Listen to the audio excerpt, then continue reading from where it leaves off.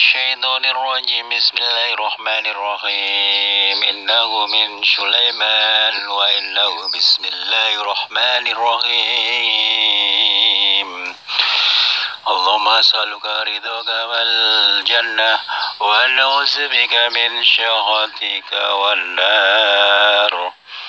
Assalamualaikum warahmatullahi wabarakatuh. Salam jumpa kembali untuk sahabat-sahabat YouTuber serta sahabat media serta para pemirsa yang selalu aktif mengikuti konten-konten Ayah Sadam. Di sini Ayah Sadam akan mengupas tuntas adanya Bung Karno.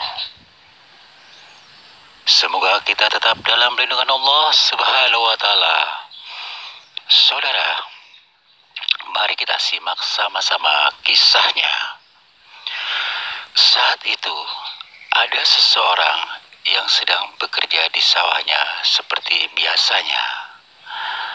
Ada yang sedang mencari ikan, ada yang sedang menanam pohon-pohon umbi-umbian, ada yang sedang memetik di mana adanya pohon pisang. Kebetulan mereka memang banyak kegiatan, ada yang memetik pisang dan ada yang memancing. Karena letaknya memang di situ adalah mudah dengan air, makanya banyak balongan-balongan dan banyak ikan-ikan yang ada, sehingga banyak orang memancing di situ. Terkadang sepi, terkadang ramai pada jam-jam tertentu. Kita kembali kepada masalah seseorang yang bertemu dengan Pak Karno.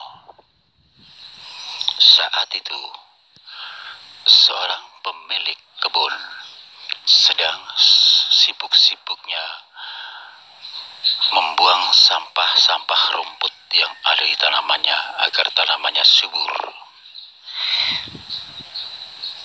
Pada saat beliau sedang mengambil air minum, di mana dia meletakkan air minum di bawah pohon yang ada. Begitu mau mengambil air minum, tiba-tiba beliau melihat sosok wajah Pak Soekarno. Dia kaget sontak dibuatnya. Dia bergumam, apakah saya salah melihat? Bukannya Pak Soekarno sudah wafat? Sudah cukup lama setelah merdeka, kata seorang saksi mata si pemilik kebun tersebut bergumam demikian. Tak lama kemudian ada temannya hadir. Bang, tumben lo ngomong sendiri, ada apaan? Lantas seorang tukang kebun memanggilnya. Sini bang, sini dulu sini. Kata orang pertama saksi mata yang melihat baru saja dengan wajah Pak Soekarno. Ada apa sih serius amat? Kata orang kedua. Begini bang, gue kan lagi serius nih, buangin rumput-rumput yang di kebun nih.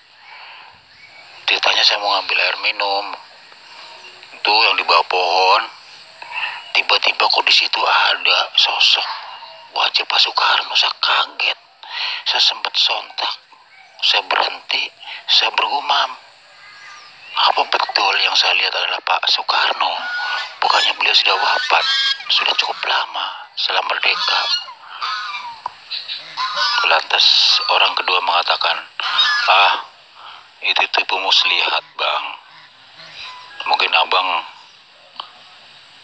ya barangkali bangsa dedemit kali, dia menyerupai Pak Soekarno. Siapa bang, bikin serem aja dedemit-dedemit, kata orang pertama yang punya kebun mengatakan demikian. Lantas siapa, kata orang kedua. Pak Karno kan udah meninggal, kata orang kedua. Lantas orang pertama mengatakan, iya betul emang, kan udah wafat lama. Lantas orang kedua melanjutkan pembicaraan, begini bang, soal masalah melihat Pak Karno katanya masih hidup, saya sudah cukup lama mendengar di telinga saya. Saya datang ke kampung sana lagi, ada orang cerita yang sama. Yang bikin saya heran, kok manusia mau terkecoh ya? Orang beliau sudah wafat, ramai dibicarakan katanya Pak Karno masih hidup. Lantas orang pertama yang punya kebun mengatakan, Berarti mungkin kayak seperti saya kali bang ya. Akhirnya kita cerita, orang yang mendengarkan dibesar-besarin begitu kali ya. Lantas orang kedua mengatakan, iya barangkali begitu. Kalau memang kita melihat sesuatu, kita berpikir kembali, tarik. Bahwasanya orang yang dilihat sudah wafat, ya sudah. Kalau yang namanya orang udah meninggal ya udah. Bukan berarti dia gentayangan. Yang tadi saya bilang, gak lepas dari bangsa dedemit. Bangsa jin kan memang bisa menyerupai siapa aja. Bapak masih untung, baru diperlihatkan. Coba kalau bapak dikerjain, kata orang kedua. Lantas tukang yang punya kebun mengatakan, si abang bikin serem aja. Ya betul, saya akan bicara apa adanya, kata orang kedua. Terus gimana nih bang, ini kan kebun saya.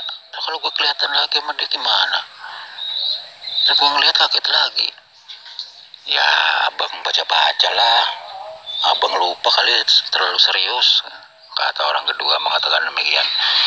Barangkali kali bang ya, memang katanya si Ustadz suka bicara. Katanya kalau kita terlalu serius, apalagi bengong, hal-hal gitu mudah selalu ngecok kita. Dia tahu tentang kita. Di sela-sela kesibukan suka iseng. Lantas orang kedua, lah situ tahu tuh. Ya itulah bang, namanya manusia, tempatnya orang lupa. Mungkin dengan adanya ini kita mesti harus introspeksi diri ya, selalu ingat pada Allah. Nah begitu, kata orang kedua. Terus gimana? Di mana tadi melihatnya? Noh, yang ada pohon, kata orang pertama. Tiba-tiba ada seorang ustadz hadir, kebetulan lagi lewat di mana dekat kebun si bapak itu.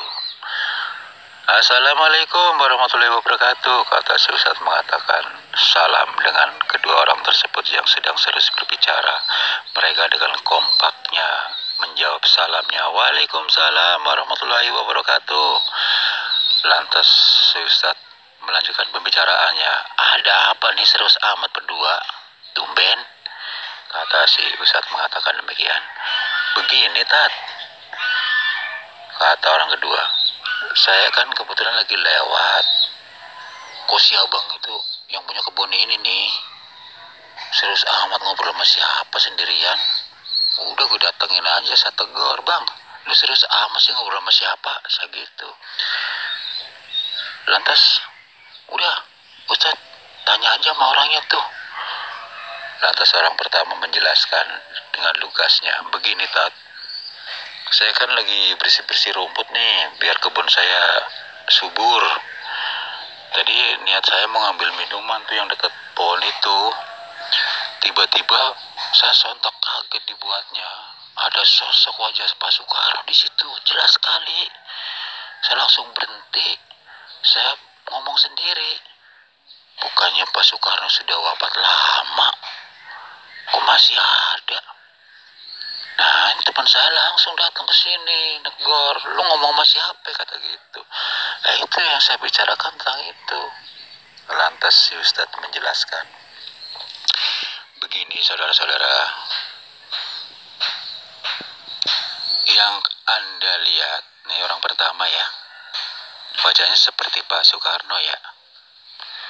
Kita kembali sudah sering kali menjelaskan bahwasanya tidak lepas dari bangsa jin. Jin itu bisa menyerupai siapa aja. Memang banyak orang membicarakan tentang Pak Karno, katanya Pak Karno masih hidup. Padahal Pak Soekarno adalah manusia seperti kita yang kalau sudah meninggal ya sudah. Kalau memang ada orang membicarakan Pak Karno masih hidup, itu salah. Bahwasanya yang dilihat adalah bangsa dedemit yang menyerupai, mengecoh sebagai Pak Soekarno. Nauzubillah min dalik. Jadi yang namanya bangsa jin bisa menyerupai siapa aja kalau memang ingin mengecoh manusia. Seperti kayak bapak ini yang punya kebun. Itu untung masih baru diperlihatkan. Biasanya ya seperti itu, dia mau mengerjain kita. Untung si bapak itu langsung berhenti, langsung bergumam, abang datang. Coba kalau nggak ada abang, bisa saja dia melanjutkan mengecoh si bapak ini.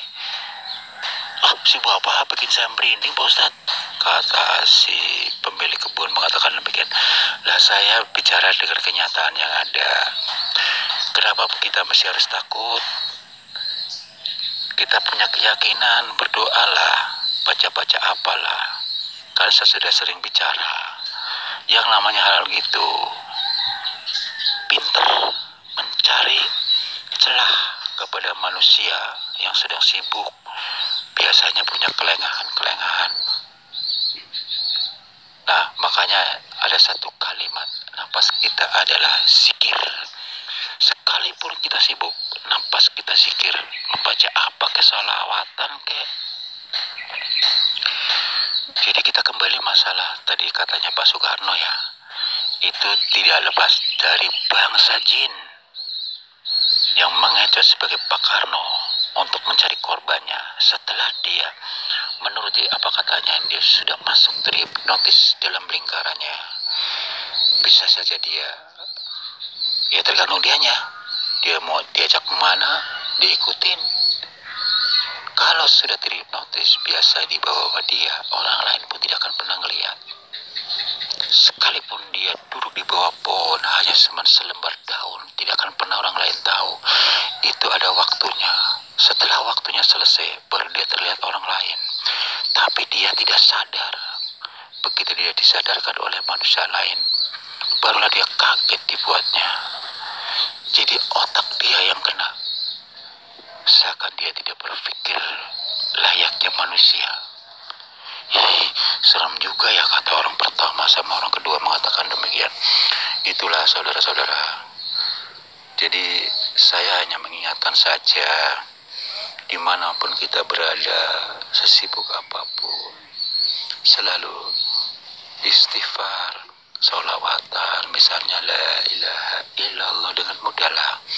Walaupun kita sibuk, sekali-sekali katakanlah dengan kalimat-kalimat Allah, supaya hal-hal begitu tidak mampu mengganggu kita, tidak rasa dengan kita. Yang namanya bangsa jin, perhatikannya 1:1000. Jin lebih banyak daripada manusia. Makanya kita dikecoh dengan mudah dengan orang-orang yang lemah, dengan orang-orang yang so sibuk, dengan orang-orang yang suka lupa, termasuk orang yang bengong akan mudah diganggunya. Demikianlah saudara, kupasan kami rangkai jadi satu. Lantas saya jabarkan untuk tujuan kami adalah sharing, untuk menambah wawasan buat kita semua. Semoga bermanfaat. Wassalamualaikum warahmatullahi wabarakatuh.